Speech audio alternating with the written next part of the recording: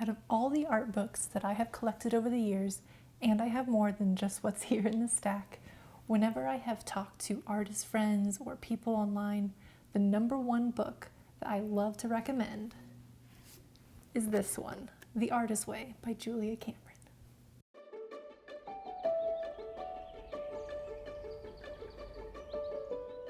Hey everybody, Jacqueline here. As you see from the title of this video, we are going to be talking about The Artist's Way. This book is by Julia Cameron and it was made in the 90s, the early 90s, but I've seen it kind of resurface and kind of be a little bit more of a trend. I think I've seen a few more videos about it, and I really wanted to talk about it with you today as well.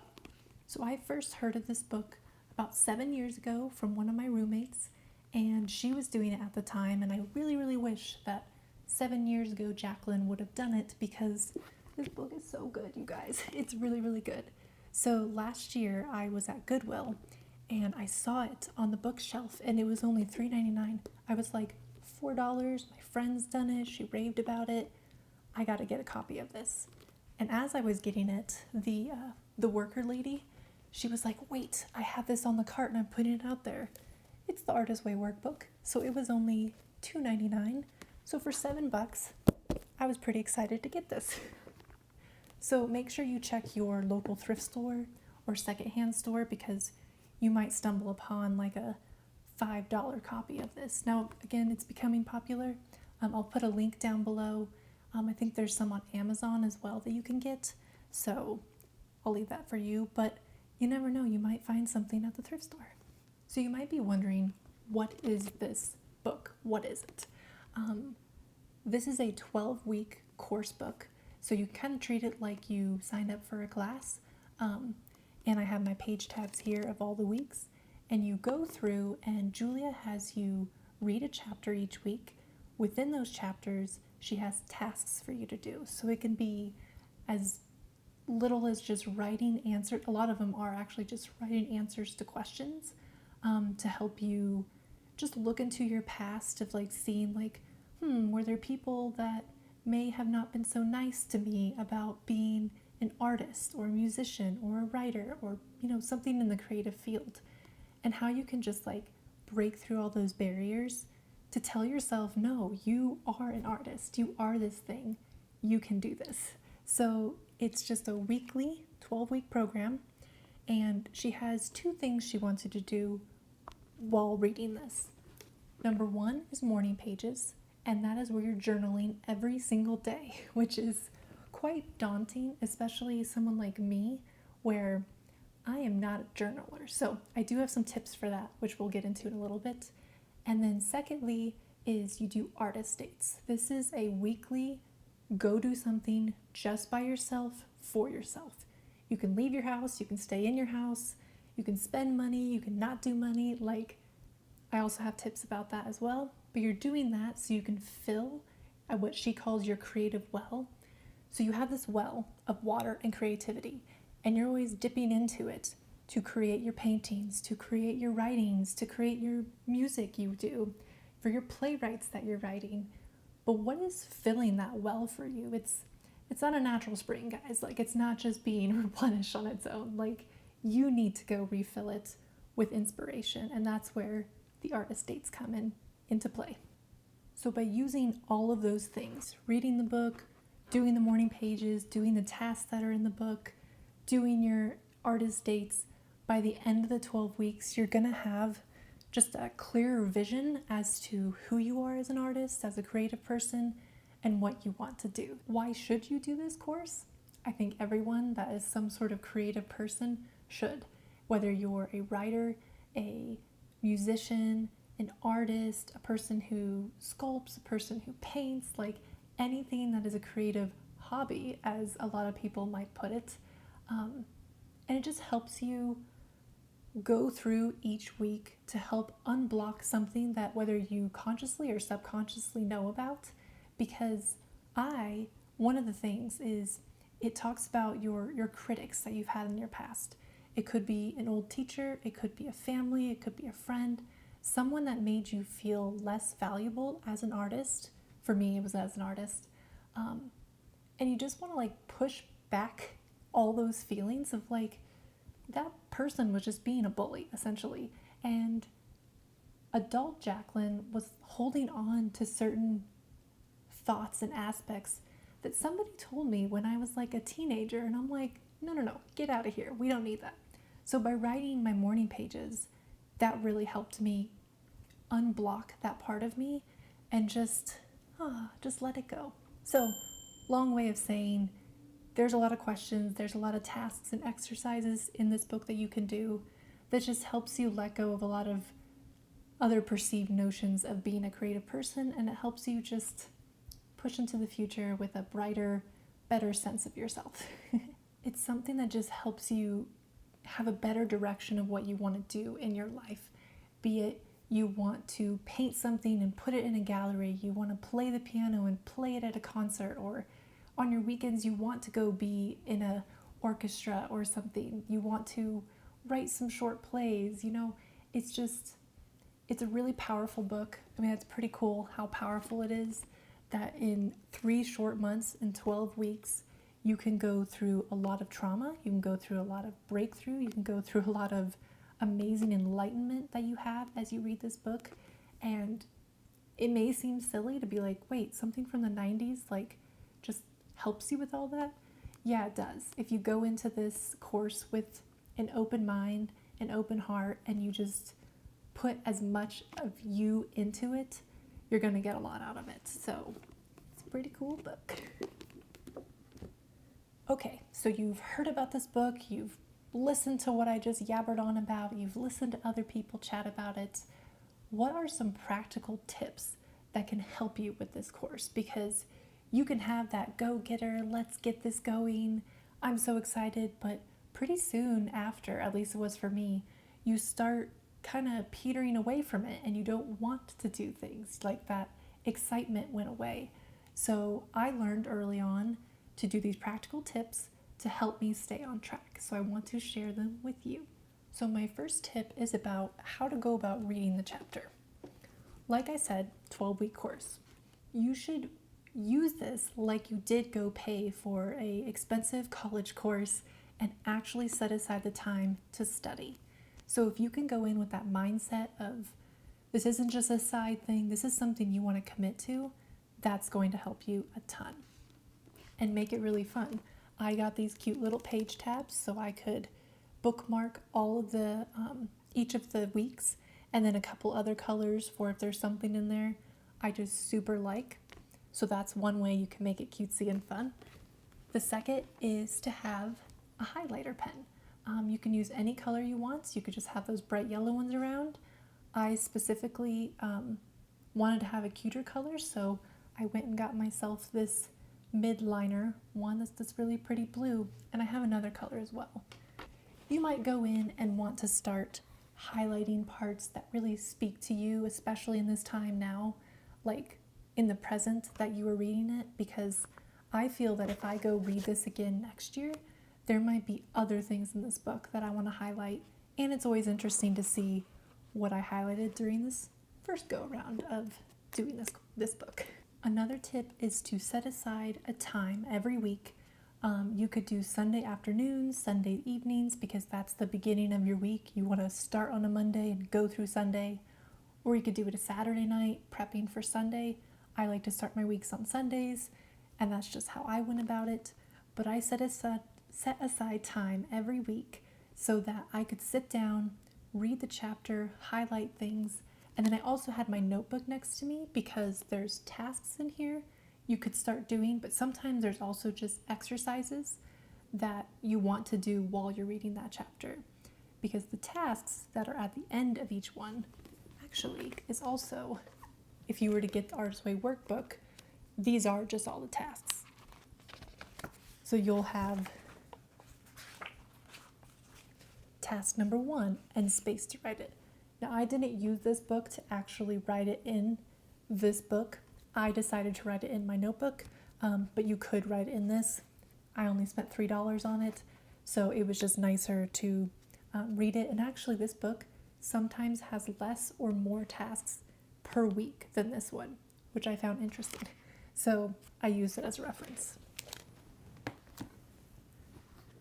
because at the end of the week, in the actual book, which is all that you need, you don't have to have the workbook. The tasks are just all written right there for you. So at the end of each of those chapters, there's those tasks. There's anywhere from 5 or 6 to 10 of them.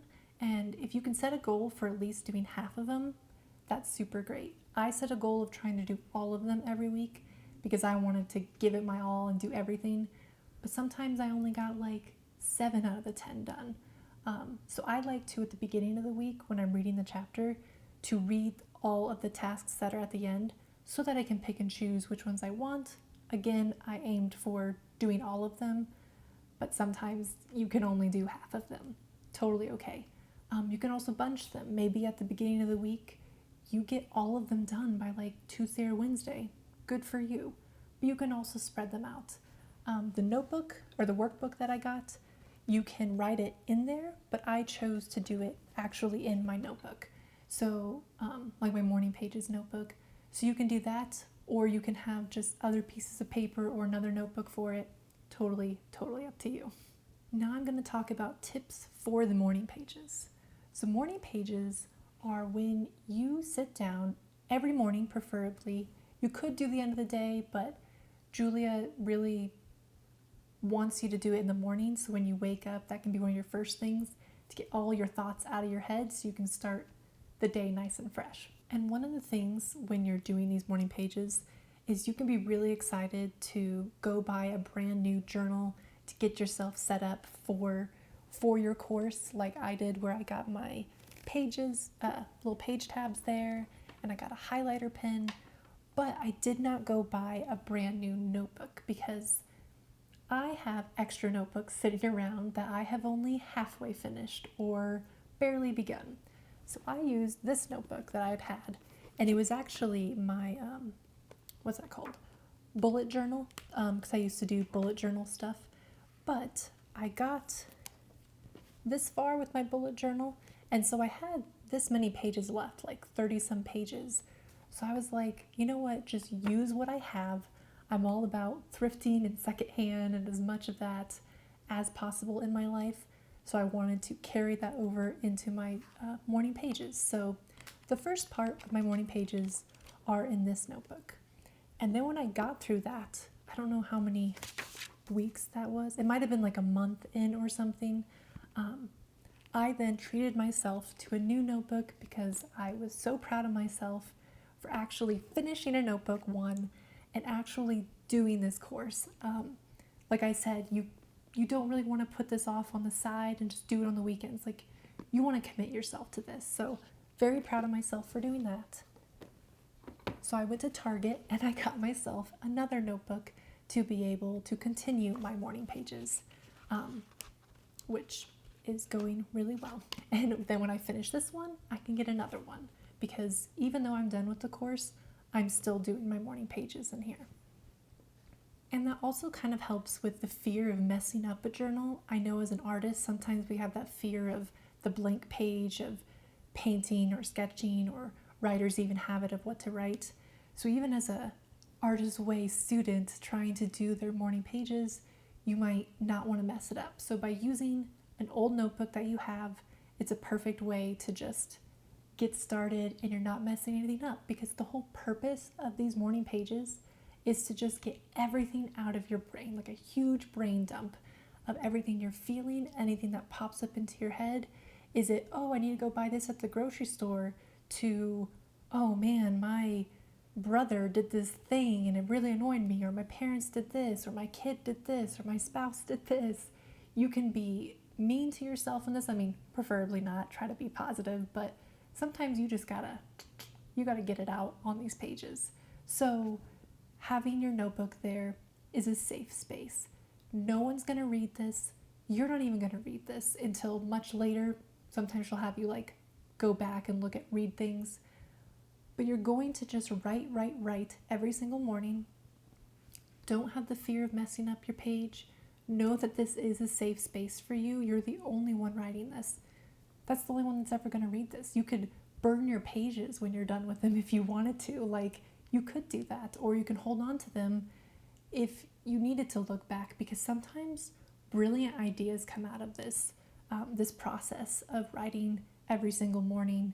Sometimes it doesn't happen till the afternoon because that happened to me a few times. It's really great to just have a safe space to just write all of your thoughts. Another tip is to not seek perfection. You're gonna have ups and downs of writing these pages. For me, because Julia Cameron wants you to write 3 whole pages every single morning. 1, she doesn't talk about what size your notebook is. So you could have a normal size. You could have one of those much larger ones. You could have an itty bitty field notes as like your journal, because I've actually used this sometimes when my husband and I have gone out like fishing early in the morning. I forgot to bring my journal, so I just wrote my morning pages in a little book. So depending on the size of your notebook, you can kind of gauge if 3 pages is not enough or too much. I aim to write for 30 minutes every single day. That's roughly how far I feel 3 pages was. And honestly, when I was first journaling, my hand cramped. I have delicate fingers, I guess, and my hand cramped, and I couldn't get past a page and a half for the first couple of days. Like, it was kind of hard for me. So don't seek perfection, do the best you can, and it's all gonna be okay. What are some practical tips to do the artist dates? As I mentioned before, the purpose of these is to fill your creative well. You have taken a whole bunch out and that water is getting low because you've been using it, and you just need to fill it up with some more inspiration. So you can do lots of things. You can leave your home and do things. You can stay home and do things. You can do collages, you can do paintings, you can write different things all at home. I suggest that you at least do half of your artist dates outside of your home, because I understand you may not be able to leave your house for an hour or 2 every single week. So I have a few tips for you if you're going to leave the house. Number 1, I would schedule them. So at the beginning of the week, when you're reading your chapter, you're doing some of the tasks, I would come up with an idea to do your artist date and schedule it out. It might be Wednesday afternoon, it might be Saturday, not till the end of the week. Maybe try to do it at the beginning of the week so you can feel more accomplished and it's not so daunting to do at the end of the week, but you know your schedule, you know what works best for you. And if you're staying in, I would suggest picking a time that is quietest in your home, because I don't have any children, but I know that my husband is gone in the afternoon because he likes to go to the coffee shop to work. And so that's the quietest time. Like, he's not home right now for me to like edit things and film things, I should say. So pick a time that is quietest. Maybe it's nap time. Maybe it's when your kids are at school or your spouse is at work or something. Try to pick a time that is quietest if you're staying home, so that you don't feel like you're distracted by other people. Now, if you can't do that and you need to do it in the evening or early in the morning, if you can find a space in your home, your bedroom, an extra spare bedroom, the porch when it's nice outside, the garage if you need to, let your family know. Be like, hey, I am taking my artist date. I'm not leaving this time. I'm staying home. I need to have that space. So just don't bother me unless someone's dying, like it's like an emergency or something. So let your family know that this is your quiet time. This is your time to do the thing that you want to do. And with that, telling your family that you need them to not bother you, also turn off your notifications. I already always have my notifications turned off. I don't like the distractions randomly throughout the day anyways, but especially during your artist date, you don't need to have a notification about an email or a social media thing or whatever. Now, obviously, if someone calls and you need to say, hey, I'm doing something, I'll call you back later, totally fine. But turn off your notifications. This is your time. That was a hard thing for me, of being like, wait, I can take time for myself to play. I can go do something creative and I'm not going to feel guilty about it, because you might feel guilty about it at first. But this is such a good thing to fill your creative well, to fill your creative soul up. And for me, it was building the courage to go out, because I am such a homebody person that going out of the house is already like, could be like an anxious thing. but especially by myself, driving the highways by myself, going somewhere where I'm like, okay, maybe I've been here before, like a park or an art museum or something, but still going by yourself, that's such an odd thing, which it shouldn't be, but it feels like such an odd thing to do. So that's why I suggest you do at least half of your artist dates outside. That's only 6 out of the 12. So only 6 times you have to build your courage up to get out of the house if that's a harder thing for you to do. And the last tip I have about the artist dates is to play. Play, play, play. As we get older, we forget to play. And then even if you have kids and you play with your kids, sure, but do you play for yourself? Do you go to a park and run around? Do you go on a hike? Do you go to the art museum or an art supply store or a coffee shop just to get a coffee for yourself while you doodle on your pages, or play the piano or guitar or a harmonica, like whatever it is that you want to learn to play? Like, do you give yourself time to play? It's not on your to-do list. It's not because someone else is making you do it. It's because you want to do it. Yes, this course is making you do it, but it's not because you're choosing to do this course. So get out there and play, be yourself, be free, just love this time that you get, because again, while it was difficult for me to first leave the house to go do something, I now cherish it so much. I still do my artist dates, not necessarily every week, although if you count thrifting would be every week. That actually was one of my artist dates I did, was I went thrifting for art things. So those are just some of the practical tips that I have to help you get started with this course, with this book.